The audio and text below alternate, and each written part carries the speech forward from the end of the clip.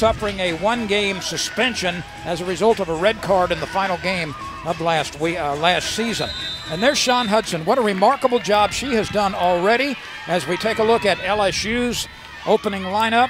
And we will probably not see in the game today Shannon Cook, one of the really fine defenders for LSU. The co-captain tweaked an ankle in the last exhibition game. It's not a serious injury, but she's being held out of tonight's game as a precaution, and we probably will not see Shannon Cook. Everybody else is healthy. We've had some rain in the area over the last 36, 48 hours, but this field is in exceptional shape. The Tigers in the light uniforms, Southern Mississippi in the dark uniforms, and we are delighted to be coming your way on the SEC ESPN network. Partly cloudy right now. The temperature has moderated a bit, 81 degrees. It could be at least 10 degrees hotter than that at this time of night in Baton Rouge, so a break for the players on both sides. Yeah, that'll be nice to give them a water break, get them in, kind of reset at some point during each half. That'll be a good thing for both teams. Sarah, you mentioned LSU only gave up 1 goal in 3 exhibition games, winning all 3 of those. And defensively, LSU certainly has shown some improvement, but I think offensively, the Tigers are starting to cause some eyebrows to be raised among soccer watchers across the country, because this team all of a sudden has some firepower, has the potential to score 3 goals a game, 4 goals a game, maybe even more on occasion. It won't come easy, but the potential is there, Hubie. Absolutely. They want to play on the front foot. Again, they have so many attacking options up front. Again, with the idea of having Garcia in the middle of the pitch, who's an absolute predator. Look for her to get on the end of crosses. I think they're already going to start off. Look at this. I mean, this is a different team than you've seen in years past. More discipline, more cohesive group, and we're already starting off. They're already starting off with a corner kick. So LSU with a set piece right here. And that shot is blocked, defended very well, just in front of the goal, as LSU got a foot on it, but unable to steer it in with possibly an accidental block, as it turned out. But Southern Mississippi turns this away, but we'll have a corner kick from the other side now.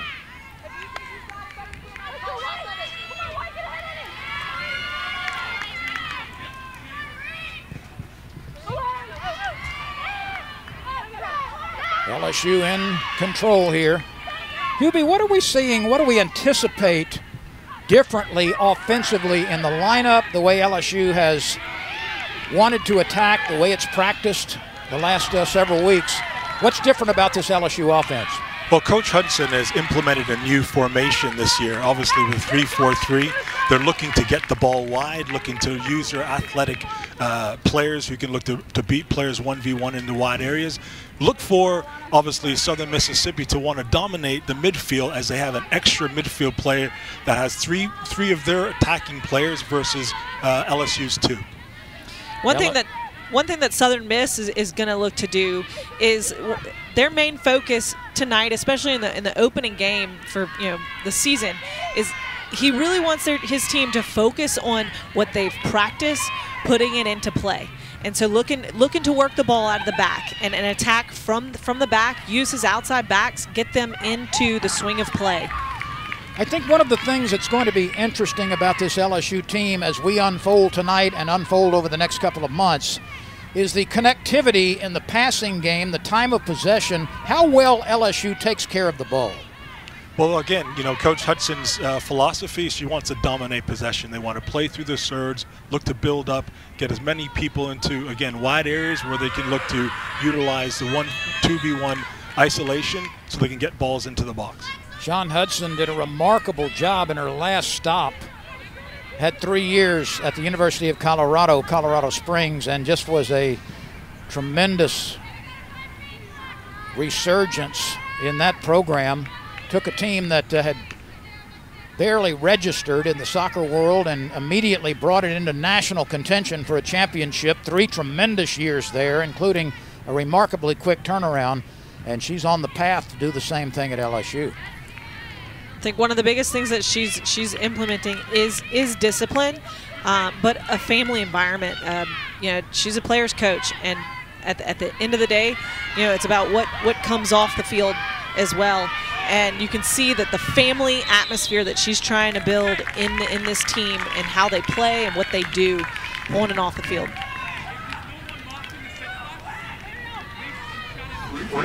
There's the Tigers bench in white. We expect to see a lot more players in every one of the matches this year than has been the case in the past, when pretty much 14 to 16 players saw duty. She wants to get that 18 to 20 mark, potentially add 3 or 4 or 5 more players to the mix.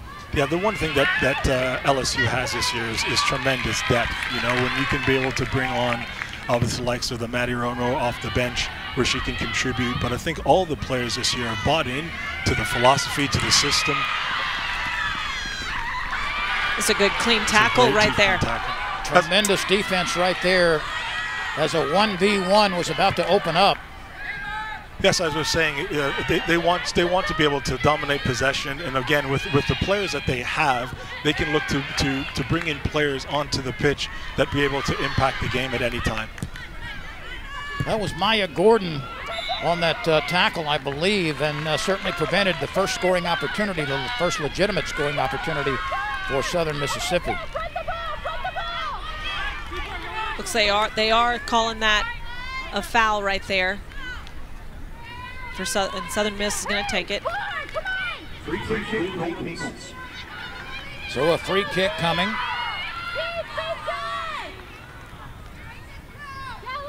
Yeah, it's one of the things Maya Gordon, you know, coach speaks highly of is her keen awareness of 1v1 defensive play and being able to make the call and when to make a quality slide tackle, especially in that back third of the field. Campos with the left foot. That's knocked down at the box. She tries to return it. Again, it's rejected. LSU played that very well on a couple of occasions defensively. Southern Mississippi in the dark uniforms. We are early, no score. Game 1 of the 2021 season. Yeah, Hubie, you can probably speak to this a little bit more, but in terms of a first game, I'm kind of seeing a different energy. You're not seeing so much of that jitter, like kickball crazy kind of thing in the first 5 minutes. I'm seeing a little bit more control here from both teams. Yeah, that really has a lot to do with confidence in a great preseason where they're able to work on things and work through some strategy with regards to this new formation and obviously look to implement what they're trying to do. And it is the first game, but at the end of the day, you look at them and the team has a lot of cohesiveness right off the bat. It's what Coach Hudson has told us about and has spoken about into the media and with her team and Coach Mo as well. Like, they both seem like some disciplined teams, especially for the first 10 minutes of a game, first game of the season. And that's so important, Sarah. I mean, at the end of the day, you want your players to go out there and execute a plan, and obviously you commit to that plan as well. And so far, it's a little of a back and forth battle in the midfield here, but I think teams will settle in shortly, and you'll see the game take on a different rhythm. I want to go back to Sean Hudson's previous 3 years at Colorado Springs. She inherited a moribund program and went 52-10-4 in 3 years, a remarkable resurgence, a tremendous turnaround, and including a Final Four appearance in her first season on the job in Division II. And her credentials at that school were extremely good. Let's watch LSU defensively once again. That was a great clean play, and I really love hearing the team and the girls on the sideline. They're into it, they're up, and you're seeing a total team effort here. Right now, LSU trying to develop a bit more offensive pressure in the early going. That's another thing, getting Molly Swift involved. She's very confident in goal. She's confident with the ball at her feet, and they are going to utilize her. They're not going to be afraid to get that ball back to her, reset, let her have vision of the field, and kind of get the play going again.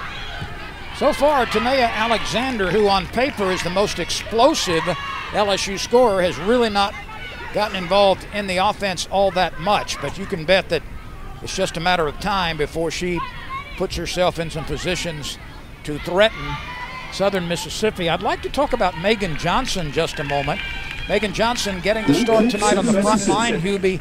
She's been a forward throughout most of her career. She's been played midfield in the summer, trying to get used to a new position, and now she's back starting tonight at forward. So she brings some versatility in that midfield / forward position. That is the key. It's her versatility, and it's her ability to find in the back of the net when she gets into the box. She definitely has a nose for goal, and that's one of the reasons why Coach Hudson has her in that position. Megan Johnson, a senior from Baton Rouge. She's also a great team leader, vocal, but a great workhorse, and kind of team, you can tell they feed off of what Megan's going to do and how Megan's going to play, and her consistency is a true kind of thermometer for the team.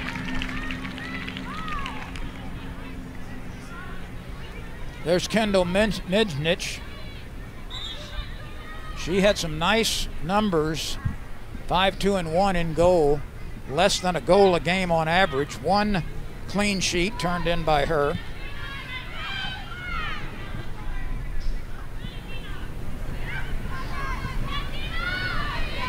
Yes, Southern Miss had an impressive exhibition game for their first game coming out during preseason against University of Florida. They really didn't back down. Talking to Coach Mo before the game, and he was very proud. Yeah, it didn't come out, with a win for them, but a freshman scoring in the first half and getting out there and not backing down to a bigger named SEC team. He was very proud of the outcome and Southern the work Mississippi that they put actually scored the first goal in that game, did it not? Yes.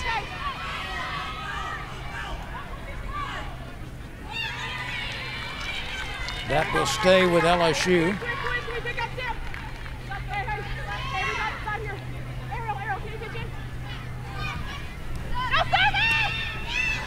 Another thing that you're seeing in the course of the last couple of years and the change in LSU's play, just already in the beginning of this game, is LSU's confidence, their stature with the ball at their feet and the way they're moving it.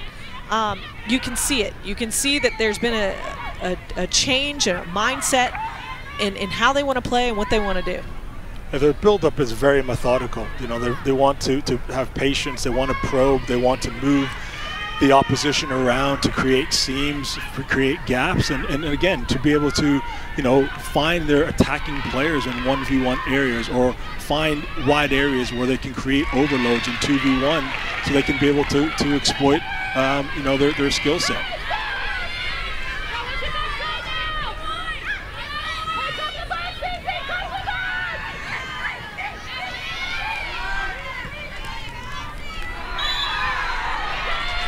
I'd say that's a pretty good call there.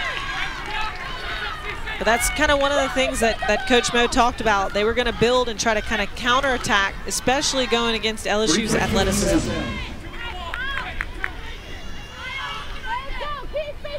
So a little more leg and a little less ball there in that tackle. Yeah, credit to Southern Miss. They've obviously come to the game to look to play and not to sit in a low block. They're looking to take the game to LSU as well. That's one of their goals is every time they go out is grit. They want anyone to see. That's a good save there, good set piece. They want to walk away with the fans and anyone who's watched them to go, okay, that's Southern Miss team. They've got some grit. That's kind of one of the elements of play that they want everybody to understand and see about them. 4 shutouts were credited to Molly Swift a year ago, right at 1 goal per average per game. So both goalkeepers turned in some very nice numbers from 2021 or 2020, and the season, of course, extended on into the spring as well. Now that Southern Miss is sitting into a mid to lower block, meaning they've dropped off a bit and allowed LSU's back line to have the ball, it's important now the movement up top for the LSU forwards is on, because obviously they're going to need to be able to find the ball, and Southern Miss is going to be happy to allow the LSU back line to have the ball in their half of the field.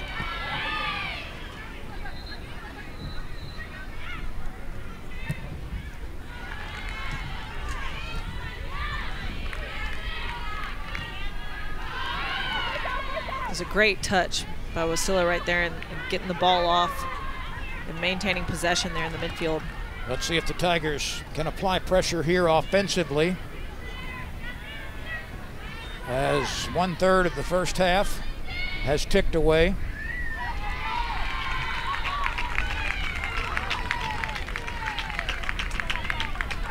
We really haven't seen enough of Wilkes and Kuhn in the game so far, those wide midfield players for LSU. And so, again, that's where the space is to be exploited. So, you know, once they break that first line of pressure, they have to get the ball out wide to be able to isolate those wing backs.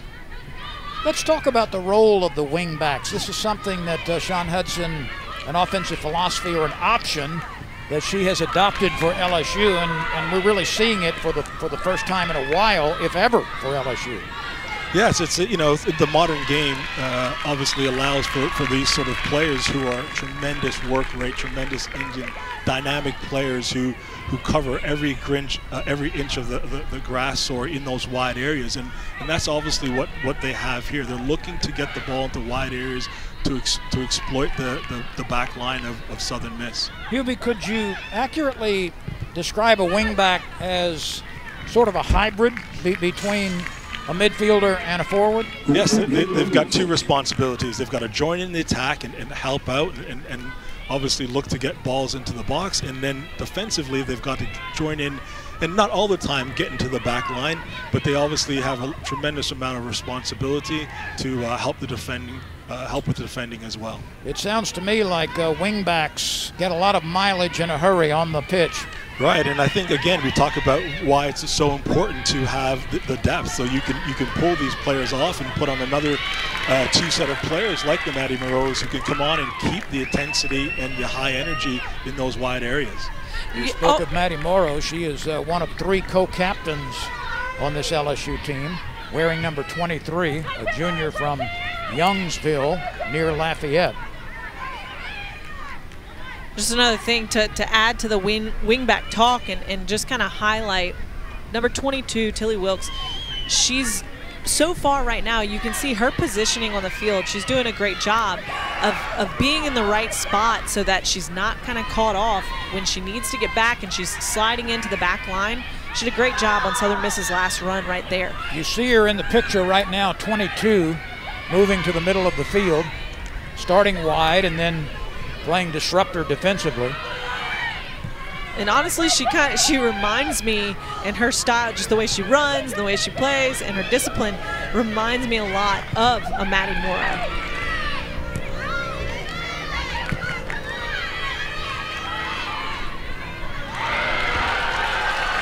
That's a little 1v1 action from Tanea. Her expertise right there, starting to have a little bit of fun. She is an excellent dribbler. She's got really tremendous speed. You see her teammates cheering her on there. Her pass into the box that's was where she's premature. There was nobody there to get to it, but this is a dynamic young lady who can do a lot with the ball at her feet and without. Very dynamic, and that's where she needs to pick up the ball in the half spaces, the spaces between the midfield line and defensive line, where she can pick it up, run at defenders, and create opportunities for the other forwards. Tanea had 9 goals last year, a very prolific number. The year before, she was sidelined for most of the season. After 4 games, she went down with a serious knee injury and did not come back. So she's had 1 full season post-rehab and looking to have a very big year this year in her senior campaign.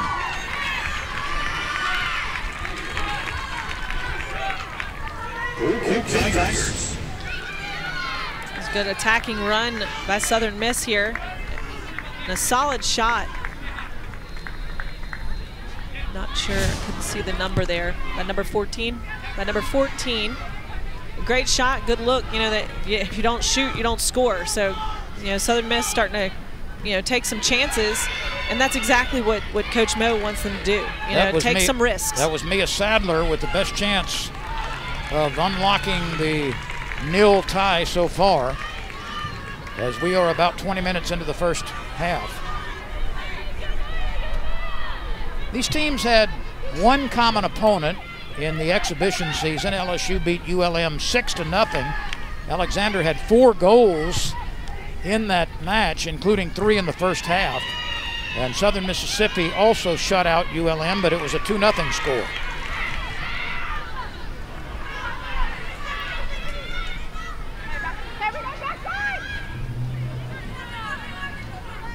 Today is wanting to get crafty, wanting to take some people on. That's a fun thing to see too, that Coach Hudson, wants that, encourages it. Her teammates encourage it. When it comes out, when she scores, she's going to have fun. She's going to show us some kind of celebration and enjoy the moment, enjoy playing the game. I love that about her. LSU intercepts that pass, tries to get the attack going. Midnich working on the left side, and not needed at the moment in goal after a loose save a few moments ago.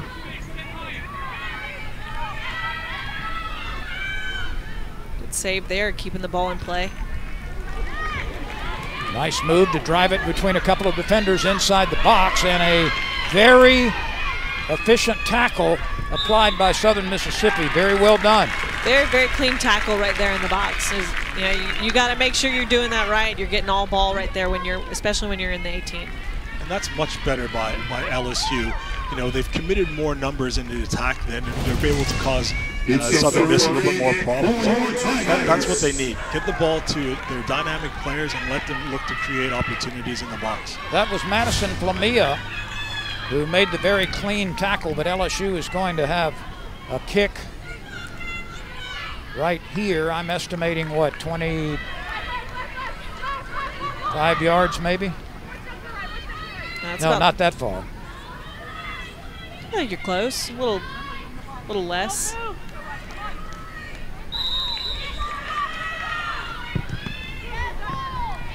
And it slides by right. Now it's a corner kick for your Tigers. Maybe you tell me. I saw that, especially after a set piece this early on. I looked over at Coach Sean, just kind of shaking her head no, kind of looking at, what do you think she was saying there? Did she not want her to go for the shot on that? Did she want it to be more of a slot pass through? No, I believe it's just more about the execution. At the end of the day, when you get those opportunities in around goal, you want to work the keeper. You want to get the ball on frame and to see if you get. At the end of the day, it worked out. They end up getting another corner. But in the day, you really want to get the ball on frame.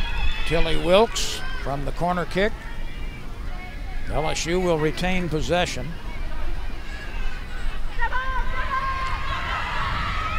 It was interesting to me, guys, in looking at the Southern Mississippi numbers from a year ago. Hubie, they were outshot, and yet they doubled up. Even though they were outshot for the season, they scored twice as many goals as the opposition. I don't know if that makes any sense, but they did it. It is. I mean, the modern game is that, the opposition could dominate possession, but it's really about what you do when you take those scoring opportunities to goal, and that's where they are. They're truly efficient when it comes to scoring and being, clinical in the final third. They scored 14 goals last year. They only allowed 7, despite a pretty hefty difference in the number of shots against. Great shot, great look, great risk. I can't say anything else. And I really like the way that LSU worked the ball around, to find that. And it was a fantastic touch, I believe, by Tilly. No, it wasn't by Tilly. That was Athenia by Kuhn. And that was a great touch out of the air. Bring that down, take that look.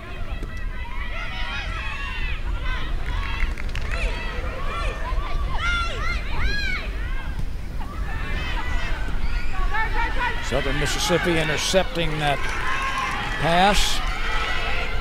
That was good team defending, and this is where the counterattack. They were going to look to catch LSU off right there.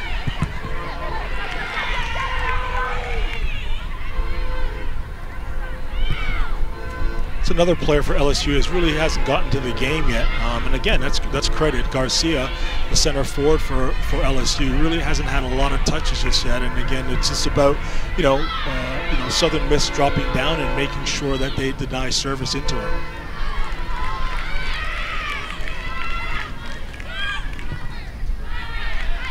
Garcia is one of the ones that Coach Hudson kind of before the game told us she was not necessarily surprised, but very happy with how she's come into preseason, the work she's put in, and what she's doing on the field every single day. She's really happy with what she's seeing out of Garcia. She's a transfer from New Mexico, is Alicia Garcia. She had 36 starts there, and she scored 20 goals with 8 assists. So she had a very high mark in production offensively. Yeah, and it's really about her movement in the box. She's so elusive, you know. She plays off the shoulder of defenders, so it's hard to mark. She doesn't stay in front. And then as soon as the ball gets into wide areas, she's making great runs towards the goal. Another thing that she's also, we haven't seen too much yet, but one thing that Coach has spoken about is her ability to play with her back to goal. Very confident there. It's a hard thing to do, and to you don't see the goal. You got the defender on your back, and you having the confidence to take those people on or make the right run and be in the right spot. Yeah, she links in teammates very well. Southern Mississippi defending the box nicely in the middle. I've been impressed with Southern Mississippi's tenacity so far, and certainly showing no signs of apprehension against an SEC team. And they're looking to double down and double team players when they are close to the box, and that's why it's difficult. And that's where, as the ball gets closer to the attacking goal, LSU's got to move it a little bit quicker, not take as many touches, so they can then disrupt the defense and get shots on goal.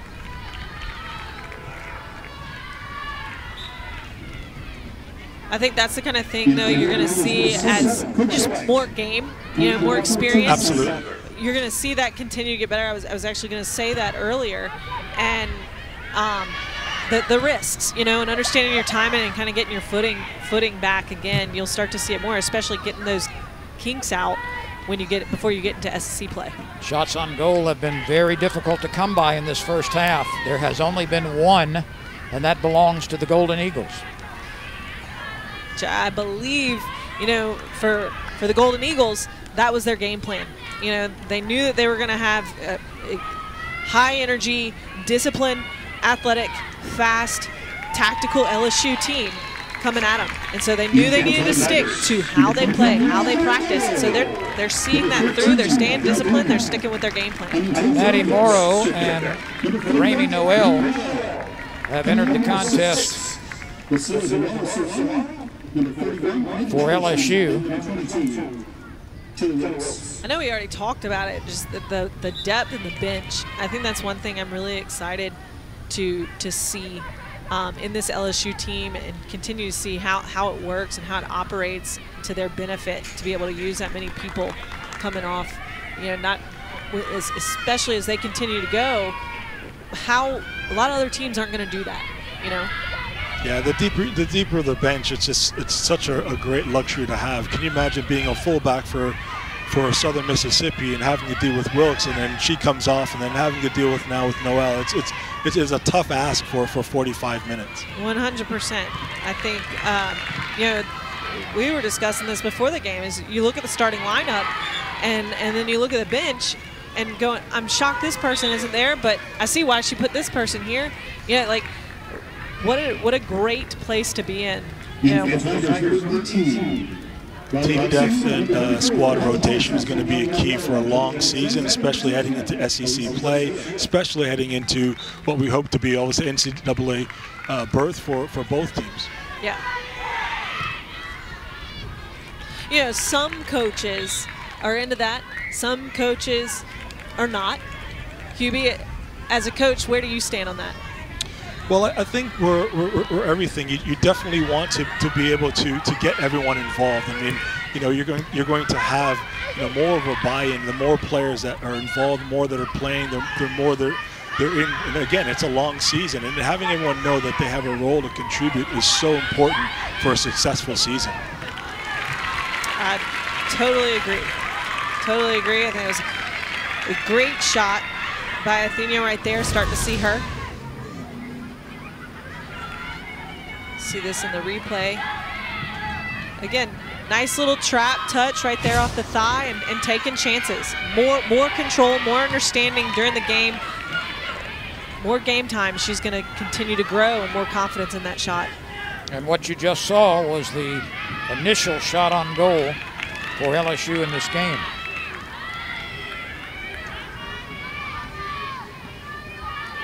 LSU's roster is 32, 12 of which are newcomers. 4 countries are represented on this roster. In addition to the United States, England, Ghana, and Canada.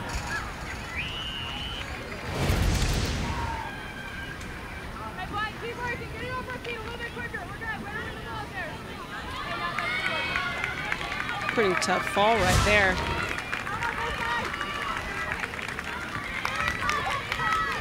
You know, guys, speaking of Canada, a lot of Tiger fans who remembered Alicia Chapman certainly rejoice with her as a member of the gold medal winning Canada team in the Tokyo Olympics. That was pretty exciting for LSU, for Canada, for Chapman. I was fortunate to get to play with her. I played a little bit in my spring because they needed, come in for some practice games, some scrimmages, and got to play with her when she came in. And just a talented workhorse, true grit, and it really is exciting to watch her continue to get to play and represent her country and, represent LSU. Yeah, and playing against Chappie, as we call her, she's a great player, and by all accounts, she's just a tremendous teammate. And again, credit to her, credit to Canada, and credit for the region for having bringing back the gold and the bronze to for the CONCACAF region. So that's just great for soccer in North America all around. She wasn't the only former SEC player on that Canadian team. There were a couple of other teammates with Chapman on the Canadian gold medal winning team from the SEC. If I recall correctly, Chapman was a 3-time All-SEC performer at LSU and SEC Defensive Player of the Year. She was a very good student, thrice All-SEC academic team, and a biology major. So Alicia Chapman wearing gold tonight.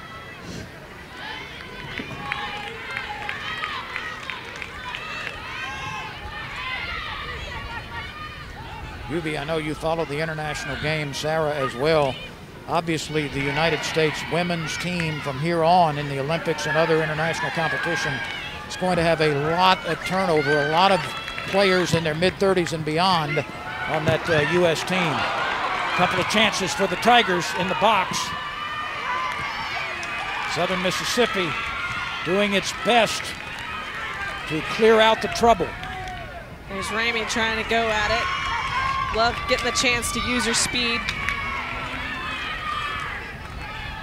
Again, this sustained pressure has a lot to be able to do with the idea that you can throw on fresh legs that have the impetus to go and run at people, and that's what you're seeing right now.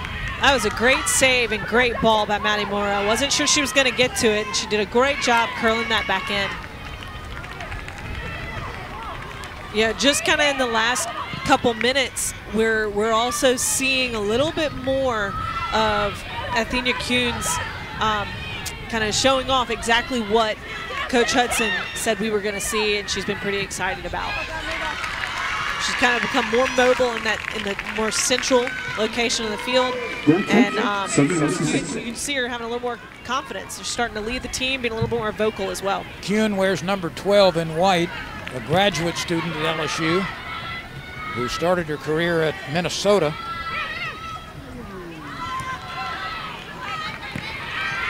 The Tigers quietly over the last 4 or 5 minutes have started to test the defense from a lot closer range. And again, what you're going to see in the last 10 minutes here is the idea that they've pushed them back. They're sitting on a lot lower block now in Southern Miss, and that should allow for LSU to have a little bit more possession, and it's going to be imperative that Southern Miss comes out a bit more and not just invite the pressure for the last 10 minutes of the half. Hubie, I love doing this to Sarah in our broadcast, our first trivia quiz of the night. This is the 27th opening appearance, opening night for LSU. Yes. And in the previous 26, what's LSU's record? Time is running out. The alumni is on the spot. Oh, you're going to throw it to me? Yes. Here, gosh darn it. I know, actually, I believe LSU has won, for sure, maybe the last 6 home openers? How many? 6? Am I wrong? Way more than that. Okay. So 26 openers. How many victories out of those 26? 16? You got it. All right, second try. That's pretty good. She's on fire. Well done. Well done. 16-10 in previous opening games for LSU. What a shot. That was a great touch, great strike.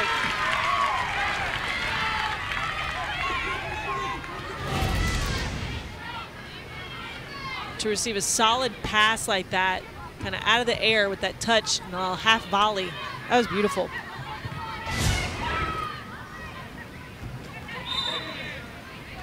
We remain scoreless with about 8.5 minutes. I believe that was Diaz, and you know, she's a dangerous player. She really hasn't seen the ball either a lot for them in the last 15 to 20 minutes. So I know that they're going to want to get her on the ball as much as possible. Indeed, you guys talked about her proclivity to score, and she really is the first target you need to take away if you're defending. Yeah, that's one of their main goal scorers from last year, and definitely somebody that we're expecting to kind of keep an eye on. I mean, this game and the rest of their season, she sets the tone for Southern Miss. Coach Moat, that was a great little run, little fake ball through. If she would have maybe not gotten tripped up there. This field, by the way, is in exceptionally fine shape tonight despite the rain. It softened it up just enough where the footing was not affected, and yet there's just a little sponge factor to this field as a result of some rain the last 24, 36 hours. It's crested gently, it drains extremely well, and this special hybrid Bermuda really holds up to traffic extremely well in a lot of weather, and this is one of the finest playing facilities that you'll find. It really is. The field's, I hate to bring it in to COVID, but to walk in tonight, the field was empty, and to be back, us in the booth on the field, and actually having an actual broadcast together, and just the energy is so exciting. But the field looked gorgeous tonight, and every player loves that opening night field under the lights. It's incredible. I couldn't agree more. You've seen, obviously, with all the leagues that have started back around the world. I mean, this game is really about the fans and that interaction and the energy they feel from having people in the stands. I couldn't agree more as well. Taking a broader look nationally in the preseason polls, and they don't mean a lot, but still the ACC pretty well represented in the top 10. And we'll take a look at some of those polls, both in the SEC and nationally later in the broadcast, but certainly the ACC with a lot of teams forecast to do very well. That touch from the back, from starting with Maya Gordon, just her experience, that's the kind of thing you're going to see from her. She made this little punch touch right there, perfect ball, got that out of play, and a great counterattack setup right there for LSU. There's what you were referring to Sarah. Obviously, Maya Gordon's a great 1v1 defender, and that's why they can push players further up and take some chances, because once if they do try to play on the counter, they've got some great 1v1 defenders in the back. Her body positioning, especially when you can see that when she's the last man standing, she just looks very confident. Not too worried about here I am, it's me and Molly behind me,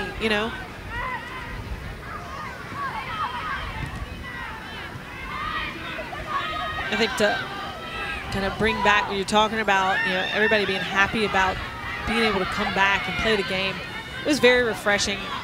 Got to talk to Coach Mo and didn't even start asking him questions, and the first thing he said was, I'm just so lucky to get to be, coaching the game I love, being with the team, being with girls that love the game, and over the last year, having something taken away and then getting it back, you respect it, you love it even more, you cherish it, and so everybody's playing with so much heart and passion, and just loving it even more.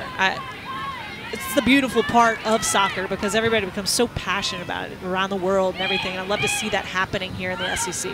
I concur, and that's why they call it the beautiful game. And here we are on a Thursday night, a wonderful night in Baton Rouge, watching to the better teams in the southern part of the country battle out. And it's just a fantastic game so far.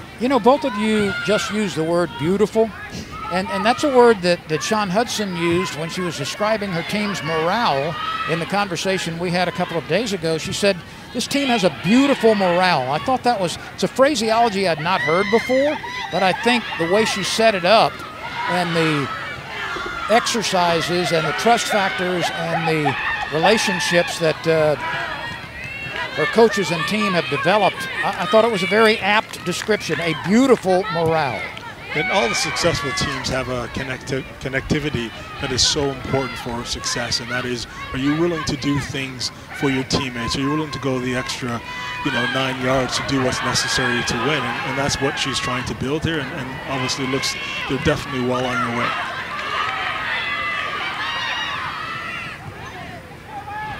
I think they, during their preseason, they got to go and do some team bonding out at a retreat center, and she said, putting the time and effort into that, outside, off the field, off the training, off the pitch, is just as important. It's a part of getting that ball in the goal. Yeah, it's everything. It's the willingness to understand it and again build trust. It's so important on the pitch when you're playing with teammates that you know and you can rely on them and they can rely on you.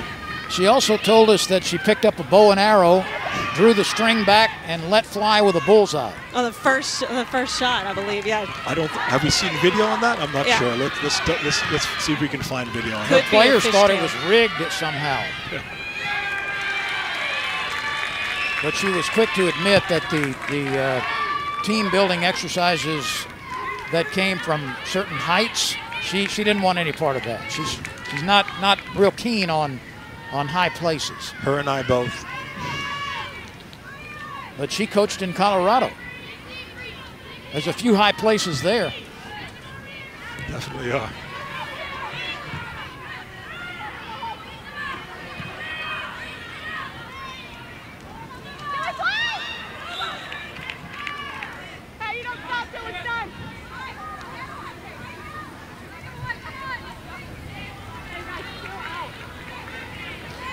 You get a good look there of Taylor Dobles, a sophomore from Pembroke Pines, Florida. Had 14 starts as a freshman, 3 goals and a couple of assists as a rookie for her at LSU last year. That was a great play right there for Southern Miss. Having fun right there with the 1v1. Some speed right there by Ariel Diaz on the side. Maya Gordon defending.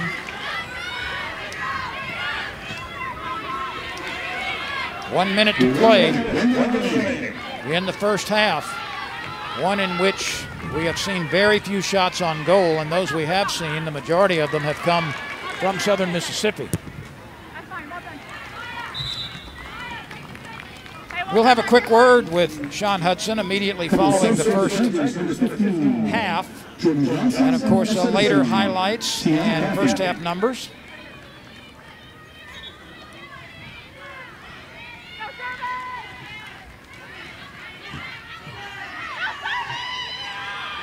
Let's see if LSU can apply late pressure. Less than 20 seconds to play, and that is in from distance. It's a great strike. LSU, with 17 seconds remaining in the first half, drives it through. 1-0 Tigers. And finally, LSU is able to find the mark. Great composure right there, outside the 18-yard box.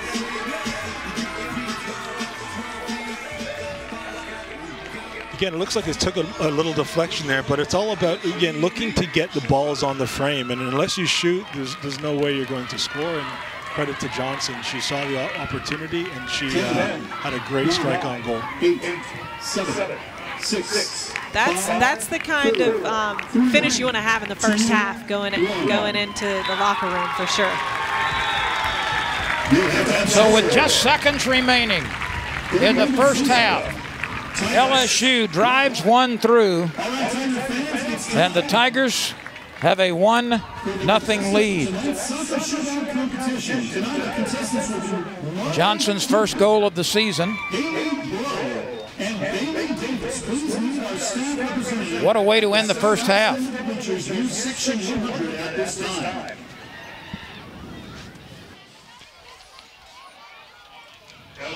We'll be joining Coach Hudson in just a moment. Certainly a punctuation mark at the end of the first half for the Tigers.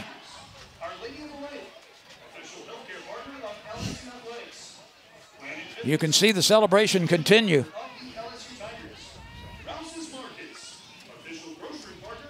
Sean, can you hear us?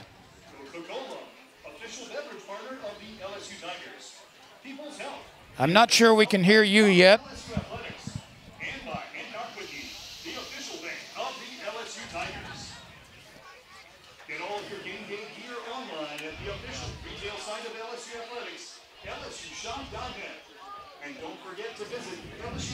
Well, some technical difficulties have prevented us from making contact with Coach Hudson, but she obviously is extremely pleased about the way that first half ended.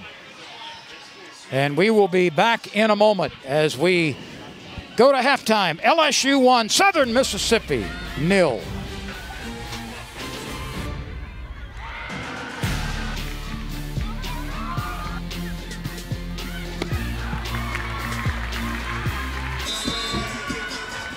What a moment for Jordan Johnson. She had not played in the game until she was inserted with less than a minute to go. And just a few seconds after that, she proved to be the difference maker. Talking about making the most out of your opportunity. She did that. And like I already said, in the review at halftime, that is a testament to the depth that Coach Hudson has talked about that she's very excited to have. Great run there. The one-time shot from Megan Johnson. Nice connection there. Good work together for LSU. And that attack comes through the wide areas. I mean, again, that's a part of the game plan. Get the ball to the wide areas. Look to exploit some 1v1 battles in there and look to get the ball into the box. So Megan Johnson almost joined Jordan Johnson in the scoring column, and LSU comes out and immediately applies some pressure. An opportunity from just outside the box, and that one is struck very high and had no chance. Look, Mora is in, starting the second half, and she's doing what she does best. I mean, she's come in very hot, gonna push, gonna continue. She's doing exactly probably what Coach Hudson has said, and that's the kind of player she is. You tell her to do something, she's gonna do it and see it through. Getting that ball out wide, taking it to the end line, and getting those crosses, cutting across and coming across that 6-yard line. Hubie, LSU in the first half really got off to a slow start in terms of applying pressure and manufacturing shots. However, at the end of the half, they had outshot Southern Mississippi 11-6, even though only 2 of those were on goal, and of course one made it to the scoreboard. But I thought LSU in the last 10 or 12 minutes started to insert its game plan and get some of that pressure they wanted to do. Well, it's based on their counter-pressing, meaning as soon as they've attacked and they lost the ball, they don't drop. They try to win it back as soon as possible in the attacking third, and that sets the tempo. And you see it obviously in the first half and second half here. They've come out in the front foot. They're taking the play to Southern Miss, and they've pinned them back already in the first 3 minutes of the half. Do you see any structural changes, so to speak, in the LSU attack here? No, it's as you like. It's as a first half. They've come out in the same formation and obviously a little bit different personnel, but they're looking to get the ball wide quickly as possible and then look to get balls into the box. I think one thing I'm for sure seeing, just because we've heard Coach Hudson talk about the demand, that the foundation that they're trying to lay here at LSU in what she's looking to do as a coach here, the technical game for LSU, their touch is on point. I'm really seeing a whole new team. Let's look at some first half numbers. You see the shots on goal. 3 saves for Swift. 5 fouls for the Tigers. LSU had the only 3 corner kicks and just 1 offsides penalty, which shows good discipline in the first game. For sure. Hubie, tell us kind of what you think Southern Miss, what Coach Mo was saying at halftime. Well, I think the first thing I have to do is to make sure that their defensive solidity is intact. I think one of the things that was a warning sign for them is how far deep they dropped and invited pressure. As you can see already now, they're a little bit high pressure. They want to pin LSU, not give them time and space on the ball to be able to run at them. And they've done a good job of looking to take the game to LSU in the second half. By the way, to reinforce the points that you guys made in the first half, there were 18 participants in the game in the first half for LSU, which is at least 3 or 4 more than normally would have played a year or 2 ago.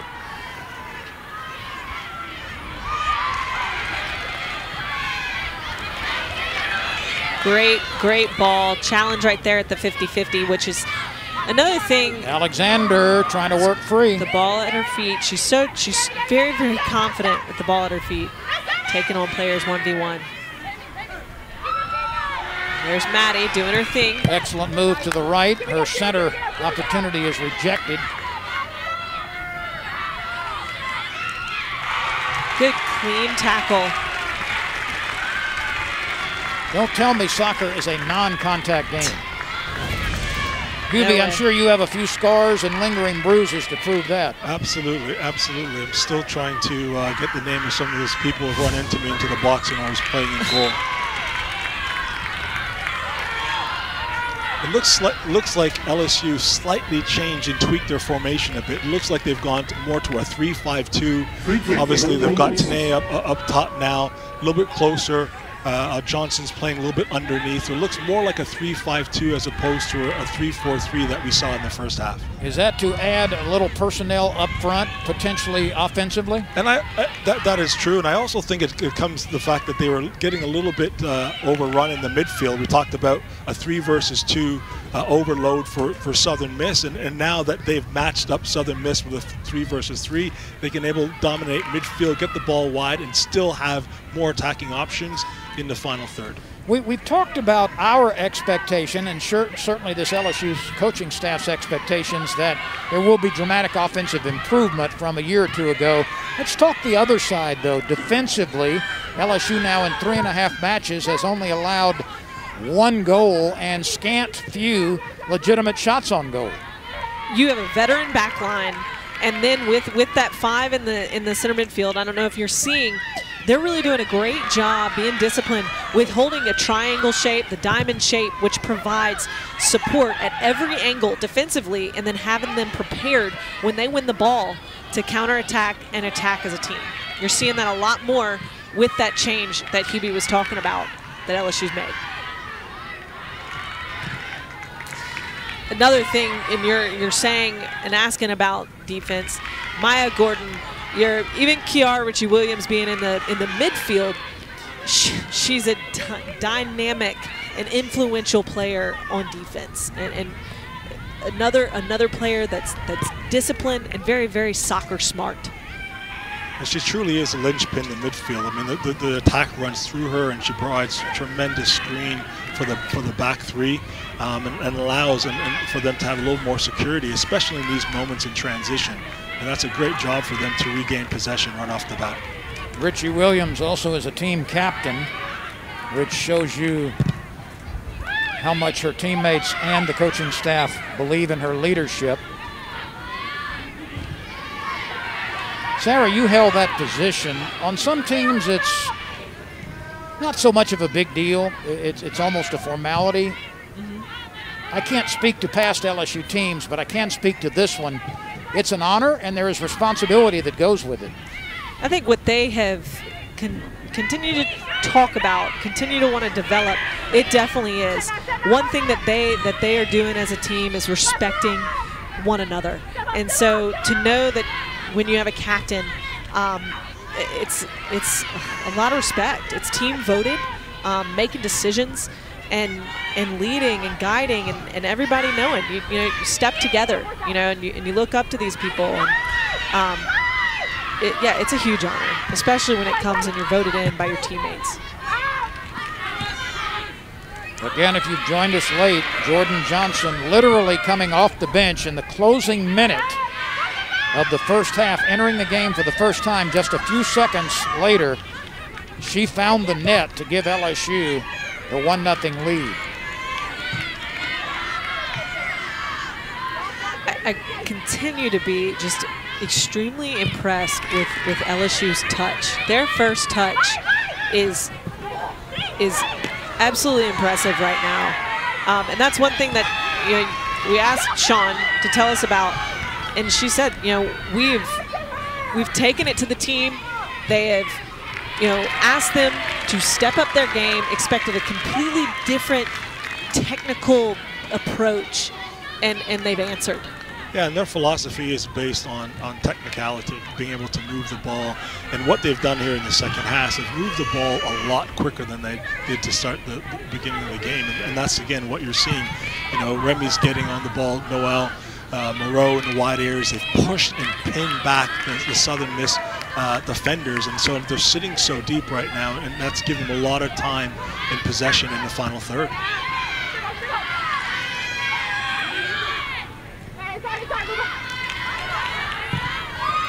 LSU in white, attacking.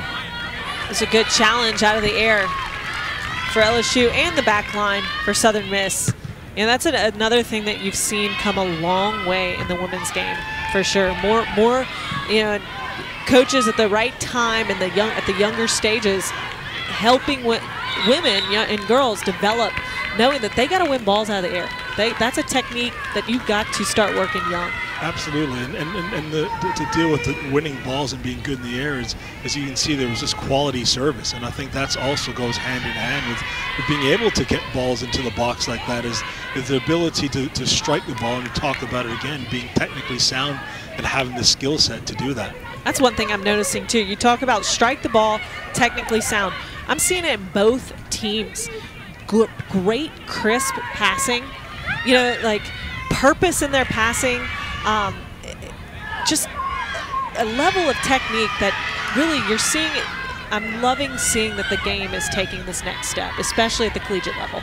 Well, I'm sure, Sarah, you can attest to this. And, you know, the fantastic pitch that you're playing on right now probably wasn't the same back in your days, but it allows for that. It allows for, you know, really technically good players to have a good touch and move the ball quickly, and that's what you're seeing right now. That was a good run by LSU, but it ran out of steam with nobody in the middle able to handle that cross.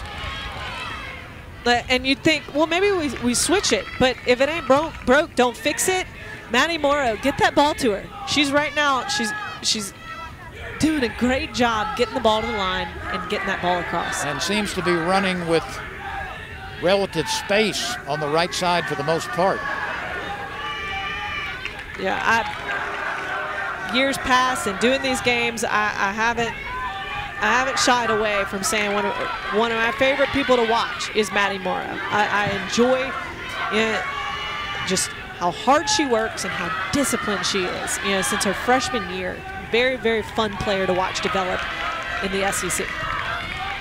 And you look at what's happening now, you know, even when Southern Miss is able to break out, because they're sitting so deep, they can't connect with the forward line, and they've got to be able to push it out. I'm sure that's what Coach Mo is saying to them right now. You've got to be able to push up your lineup a lot quicker than what's happening right now. Now, do you think, you know, first game, young team, you know, this is the kind of thing, and that's what he's talking about, coming out and wanting to learn. This is the kind of thing that definitely you will see develop over time. and get better. Absolutely. And another thing you have to keep in mind, again, we talked about going back to this depth. When you're rolling out players like that, and maybe they don't have as much at the current time with Southern Miss being such a young team, you know, you're dealing with players, and you can see it right now. Here comes another 3 or 4 players coming in for LSU, and that's very kind of sometimes disheartening as a player when you're defending for such long periods of time, and you think, all right, I've got this player in front of me. She's subbed off, and another one comes on with fresh legs, and again with a desire to go out there and do well. You just saw Jordan Johnson, the author of the only goal tonight. Not only was it her first goal in this game, coming after being inserted with less than a minute to play, that's her first goal in her collegiate career. She did not score last year. She did not score an exhibition. And so what a moment for her. Her first career goal gives LSU a lift at the end of the first half in game 1. Gotta love those moments. I think another thing, we've talked about how young the Southern Miss team is, and Coach Mo really put a great emphasis on how proud he is of his upperclassmen unifying his team with 13 young players coming in. He has 4 captains, the first time he's ever had that many captains, and he is just so proud of the mentality that he has seen in them and the leadership that they provided to have a family environment, which is a huge focus for him. Reese Moffitt put it in play on the 4th corner kick by LSU. I think to your point, sir, it's great. You know, when we have a coach like that believes in you as a young player, it's only going to get better. You're going to grow in confidence. You're playing, obviously, a very good opponent at LSU. This is only going to bode well for them heading into their conference play. Alexander gets ready for the 5th corner kick. Curls it, and a chance, but now rejected.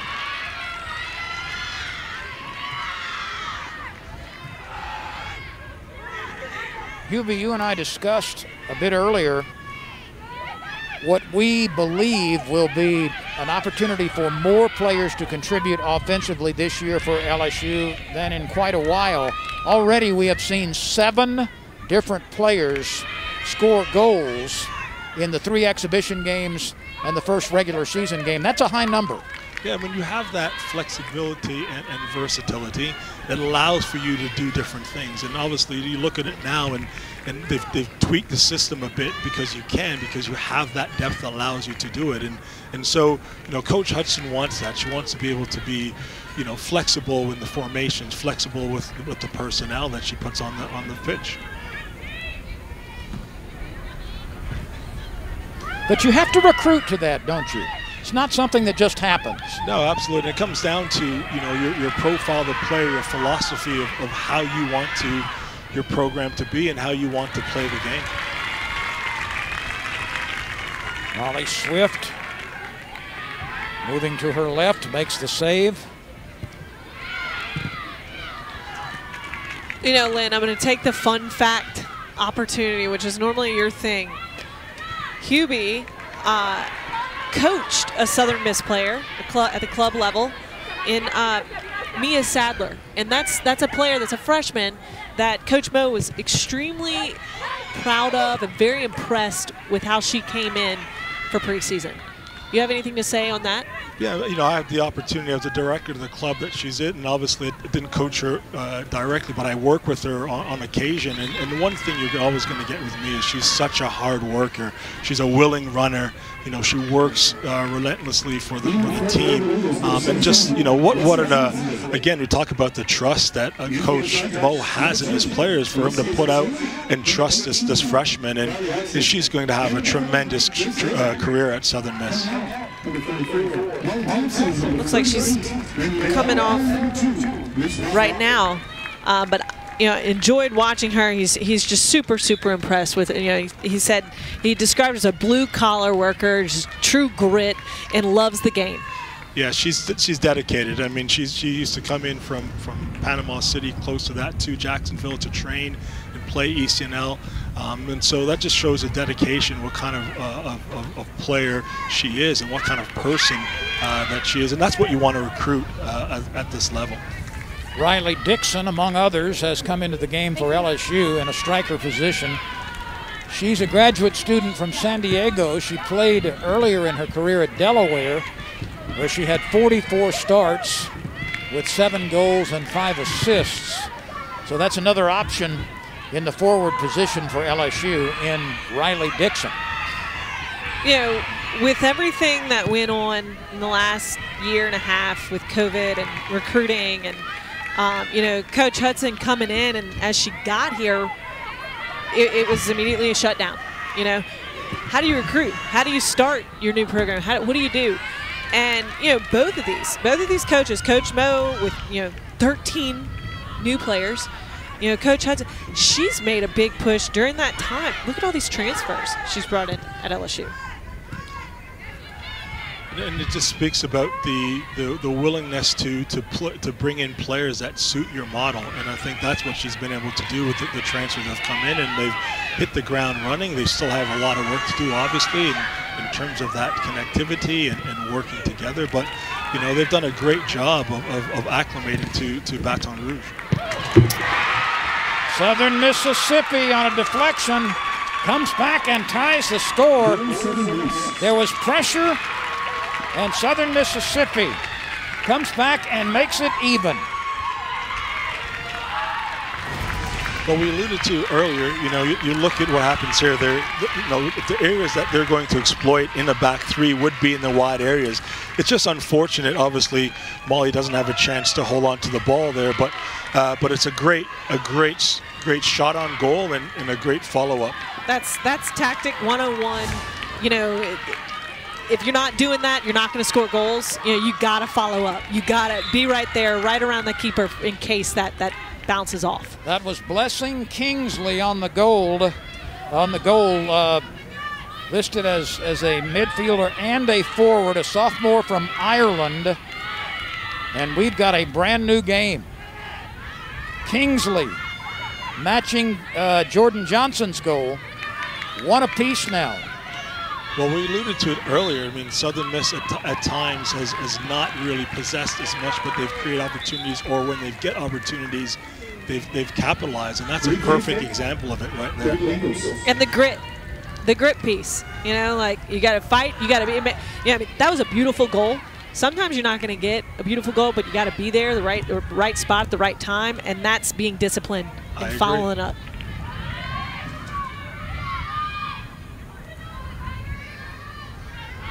Molly Swift was put in a position that was almost impossible to successfully defend. And Southern Mississippi, with some aggressive play, with 2 in the box, able to drive it home. You took the words right out of my mouth, Lynn, in terms of aggressive play. You know, Molly's going to have to be, as a goalkeeper, and you can probably speak to this better, Huey, but, you know, it's a 50-50 chance, and you're coming out and having to be aggressive, and you've got this forward that's coming at you super aggressive. You know, what are you going to do in that situation? And I think this is what happens. You know, obviously Swift is a fantastic goalkeeper, great with her feet, great shot stopper. But, you know, for the majority of the second half, she has nothing to do. You know, that's been the first shot on goal. And those are the moments, you know, I can attest to as a goalkeeper, that you really have to be mentally in the game so you can be sharp when those opportunities come. And it's just unfortunate, but credit to Southern Miss. You know, they took their chance very well. What I'm liking, and you talked about that with Molly Swift, they just spanned and had a good shot of her. And you could tell in her body language and her speaking to the team that she's moved on. You know, not many people, you know, they're still working on that aspect of the game, and you could see that right now. You can tell by her body language. You could tell in her ability to want to be speaking to the team and giving direction. She's moved on. She's a character player and a leader, and that's what we have. I mean, to get to this level, you have to have a short memory as a goalkeeper, and she'll be fine. It's just unfortunate these things happen in the game, and it really is about now what the response is from LSU. Well, and you want this to happen early on. You know, how do you answer this? How do you respond? How does LSU, with their depth, their athleticism, their game plan, how are they going to respond to this? And you could see that building throughout the season for them last year, and now they're even more disciplined, even more technical, tactical. You're going to see that more often, I think.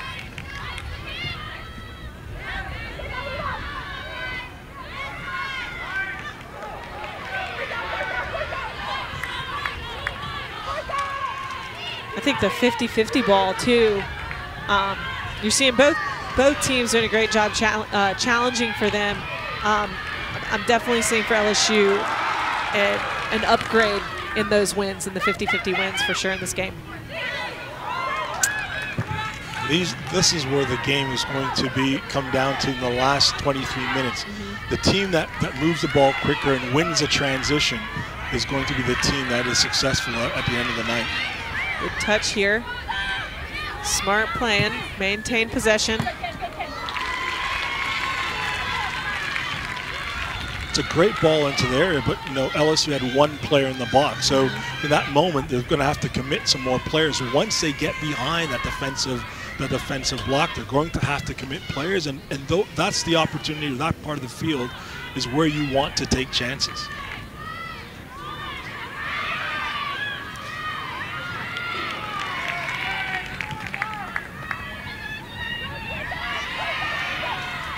And again, we talked about the transition moments. The game looks a little bit like basketball at this time. It's a little bit back and forth. It's exciting for the fans. Probably a little bit more open than the coaches would like, but that's part of the game. We are midway through the second half, one apiece. LSU's goal came in the closing seconds of the first half.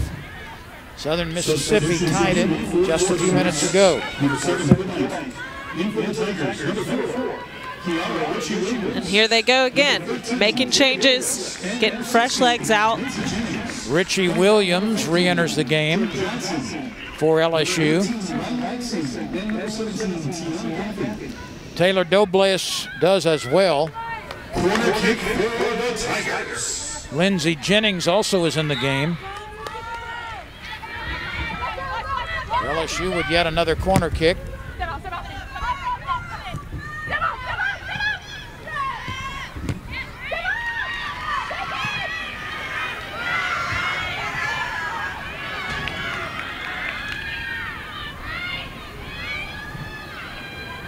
This is where Southern Miss could be really dangerous in that transition on the counter.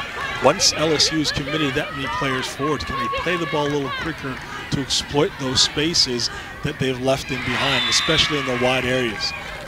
I will say something about this roster for Southern Mississippi. It is a very clear early favorite this season, even though this is the first game.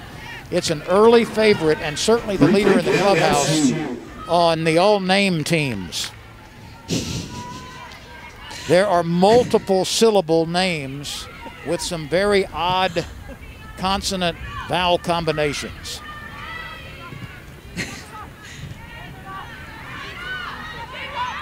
There are trophies for everything these days. There are. And now you got me stuck having to agree with you that everybody gets a trophy.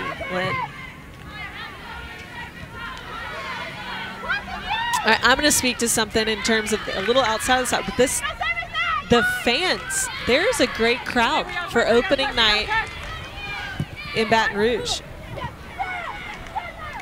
It's pretty awesome to see these numbers and see this many people out here tonight. And especially with rain falling an hour before the match. The first priority, of course, for this new coaching staff is win more games.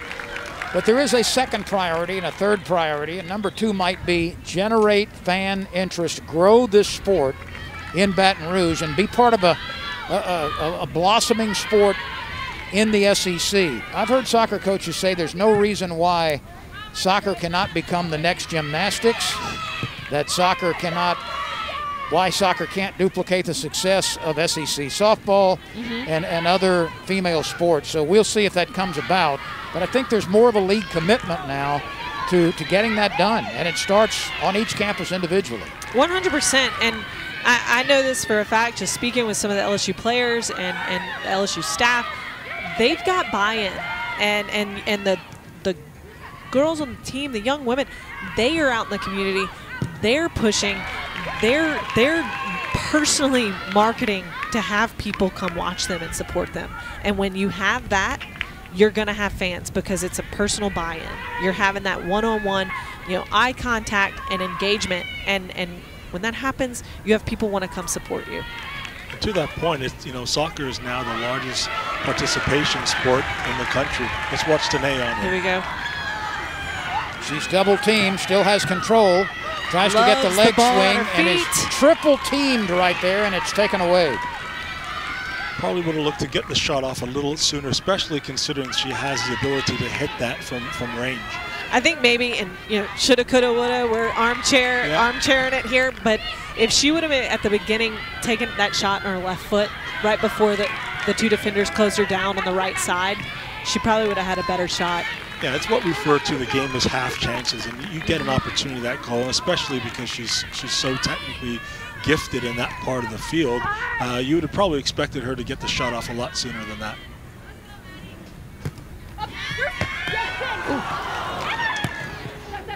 That was free for a moment, a tantalizing moment.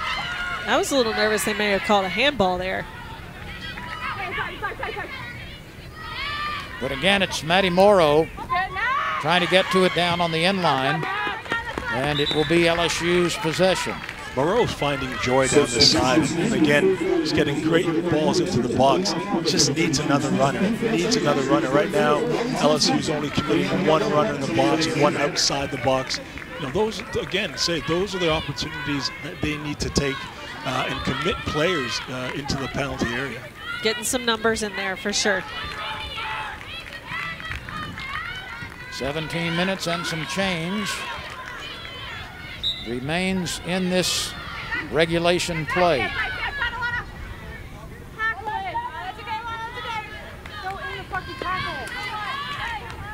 Hey, watch for Sam.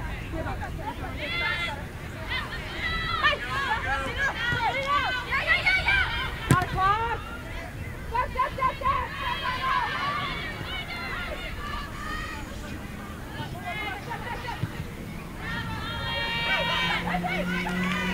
LSU's goal came in the first half, just before the horn sounded.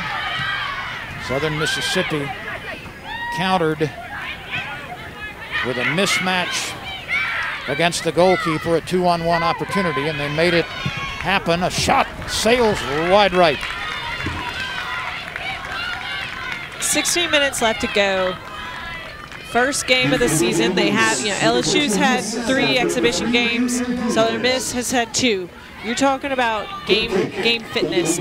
I'm pretty impressed with what I'm seeing so far. Both teams have shown a tremendous fitness level at this time of the season, and you know they're still playing at a high tempo, which is credit to both teams. A lot of times when, you know, sometimes you see this at this point of the season and kind of not, is if you're not fit, you're seeing some simple mistakes. You're seeing your game plan kind of go away and, you know, kick and run soccer. And you're still seeing a team, I mean, they're working through some things, but we're seeing both teams still stay committed to their game plan. Yeah, and look, you know, most goals are scored in the last 20 minutes of the game, so we still might get a few here, but they're sticking to their plan. Both teams have their plan on how they want to go about winning this game, and obviously the last 15 minutes here will be interesting to see who imposes their will on the game more.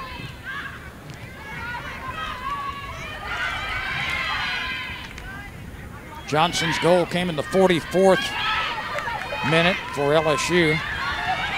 Southern Mississippi countered in the 62nd minute. Numbers right here. That's what you were talking about. Ooh, that looks. LSU is contending that ball may have been a score.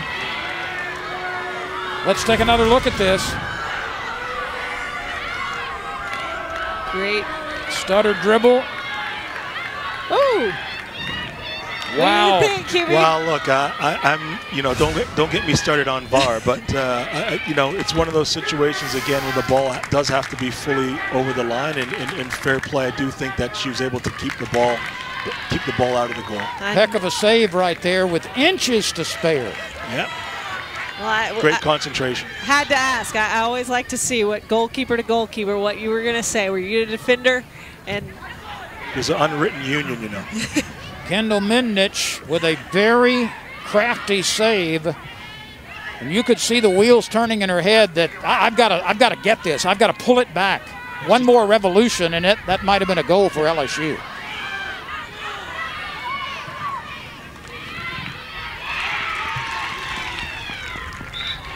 Personally, I like the excitement. I like a little action, a little yelling at the ref, a little, you know, this is when the good stuff starts happening. This is what the fans came to see. Mm-hmm. Were you a yapper when you were playing? A little bit. Now, all it took, though, is if coach, you know, whether it was club ball or in college, if coach cut it out, that's all I needed. One look. Every team wants players with passion. It's again, it's what the game's all about. You guys were just talking about conditioning. Southern Mississippi has had 7 players to go the distance so far. So they've had more than half of their players stay on the field to this point. LSU has had only 2, and one of those is in goal. Gordon the other. So it's certainly in terms of ability or willingness to go to your bench, LSU has an advantage there. 100%. And the other aspect of this is, how does a team, an opposing team, prepare? You know, how do you prepare? You know, you don't know what LSU is going to do consistently if you're going to continue to sub like that. By the way, our next telecast here on the SEC ESPN network involving LSU soccer will be Sunday afternoon.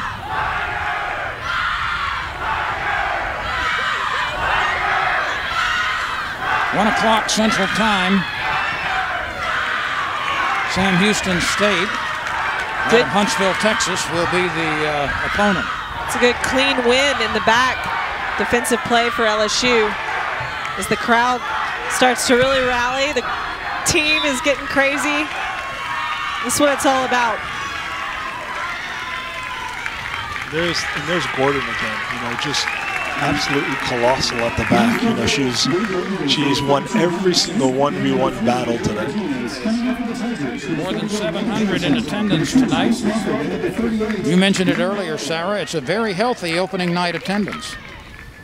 And the wind has certainly cooled things down a bit. 81 degrees when we started after the rain. That was a blessing as well. It went from 93 to 81 in about 30 minutes.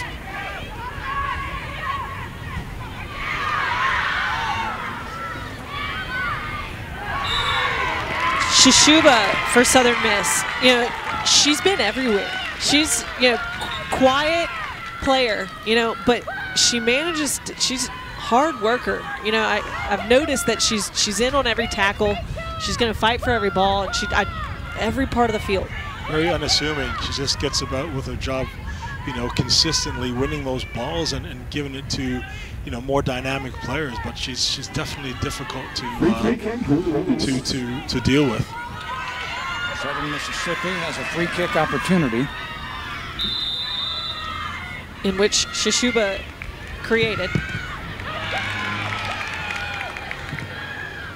From distance, the floater is over the net. 10 minutes exactly remain, and now the clock resumes.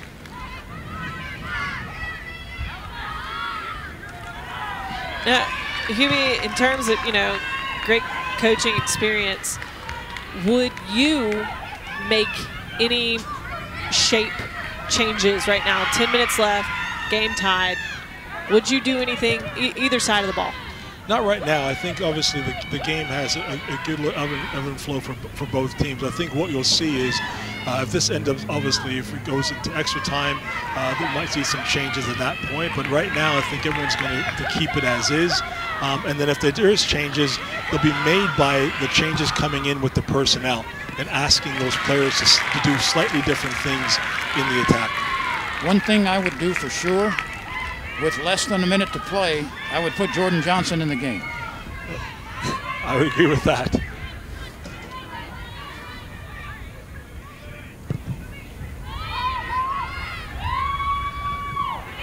We slip under the 9-minute mark.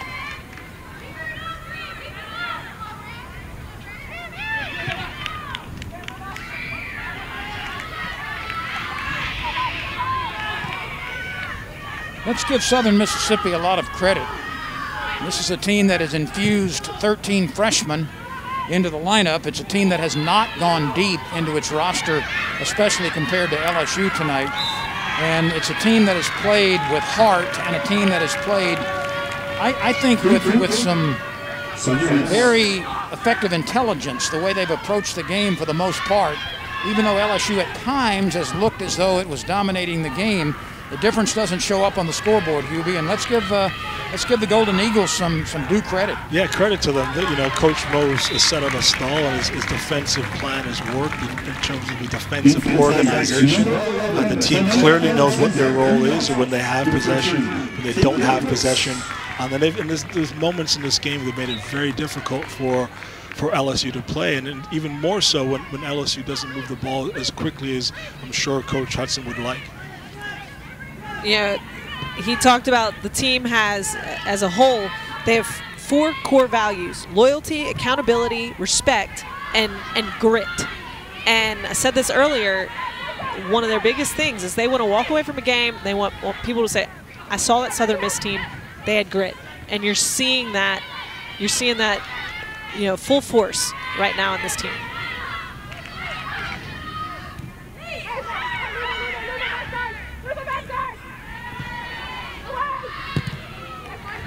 LSU has to get the ball wide in these areas, and when the ball goes in, you're playing into Southern Mississippi's plan. They've got more players in there right now than you. If you look at where Noel is, you look where Moreau is, try to get the ball to those players in the wide areas and let them run at the back line. Smart. There you go. There you go. Get it. This is an opportunity about what you were just speaking, and the shot is, or the centering pass is blocked. But an opportunity there with much more upside than working from the middle. Yeah, that's where they found joy the entire game, you know, and look, force Southern Miss to have to deal and adapt to what you're doing. You know, they shouldn't have to change. And it also has led to a huge advantage in corner kicks for LSU. Absolutely. Which is a huge change in the last couple years. You know, the uptick on corner kicks and seeing that push and making an opportunity out of that. 7 corner kicks for the Tigers, none for the Eagles. Great service. The header deflected, still loose. Yes, from the left side. LSU comes up with a deflection and slams it home. There she is. Wasila Dawara Sawale, a senior from Ghana by way of Lamar University in Beaumont. What a huge moment for this young lady. Love the push, love the challenge. Watch number 6. How many people could touch the ball? With the left foot, slams it home. Super composed. Again, you know, Southern Miss doesn't deal with clearing the first line, the first ball, the second phase balls. They don't do a good job of clearing that either. And credit to LSU for being, Johnny on the spot and looking to press those balls in that part of the field. So, again, great ball into the box, and the pressure and determination to get on the end of second phase balls is what they're rewarded with. Well, we've seen 2 goals like that tonight, and that's practice. That's listened to. That's a part of your foundation. That's a part of what, you know, follow through. How many times have they practiced that in practice? And set pieces, again, 40% of all goals scored come from set pieces, and there's another perfect example. We talked about it all night. Get the ball in the box, get the ball into dangerous areas, and again, the hard work of getting those balls into that area, they're rewarded with a second phase goal and a set piece opportunity. Jordan Johnson with the first goal tonight for LSU. Dawara Sawale with the second goal. And the Tigers have a 2-1 lead with less than 5 minutes remaining. Southern Mississippi trying to clear it, and LSU will retain control. That's what we're talking about. At least for the moment. Very good defense there by Southern Mississippi, trying to create a one-on-one situation. That's Diaz. That's their heartbeat. She's gonna push. She's grit. She's the team's gonna follow her lead. She's gonna, hey, pick them up, put her on her back, and take them. You know, pick up the flag. Say, follow me. Yeah, she just needs support there again. You know, she's isolated. She wins the first one, but she's got 3 LSU defenders in that transition. They do a great job of getting back, and Southern Miss doesn't do a good enough job of supporting her. You know, in that transition. Yeah, she had that moment where she had the ball at her feet. She turned around and there was no one. Yeah, you know, she needs runners. She needs support in that situation. And great defensive play right there.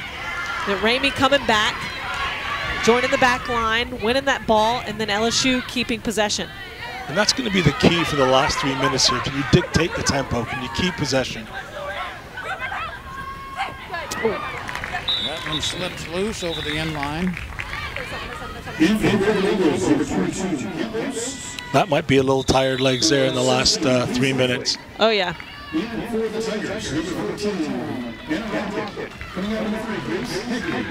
Interesting to see now what Coach Mo does here in terms of trying to go for that equalizer. Does he go to a back 3? Does he push an extra player in the midfield and push another one onto the forward line? Be interesting to see what happens. Here comes obviously Satellite to the game to provide that direct running. That should be beneficial to them for this last 3 minutes. What would you do? I would push an extra player into the forward line into midfield. At this stage now, you've got to go for it. You know, whether you lose 2-1 or 3-1, you've got to be able to go for it this moment. And obviously now it's a little bit better. They've got 3 players in the attack. You know, so they've got to get their back line up. Their back line should be at half now. And if they lose the ball, they can counter press and go right back to goal. So they've got to be able to cover and negate these spaces for LSU. Less than 3 minutes remain. LSU. In a gritty opener for both of these teams. 2-1 LSU leading at the moment. This possession right here, last 3-4 passes from LSU, that's good body positioning. That's good field positioning, great shape. That's why they kept the ball. Yeah, and patience, and with everything else, you know, making good decisions is predicated on good movement, and that helped them get out of pressure there. Southern Mississippi trying to create the equalizer. Coming up on the 2-minute mark. Free kick, Southern Miss. There's another set-piece opportunity. Can they get something on frame? Can they get bodies in the box? Can they make it difficult to LSU to deal with? Can they deal with the first ball and deal with the second phase ball? The clock has slipped beneath the 2-minute mark. LSU eyeing it defensively. And that's just over the crossbar, high. That was a good look. It was. Great look, great look. Goal kick, Tigers.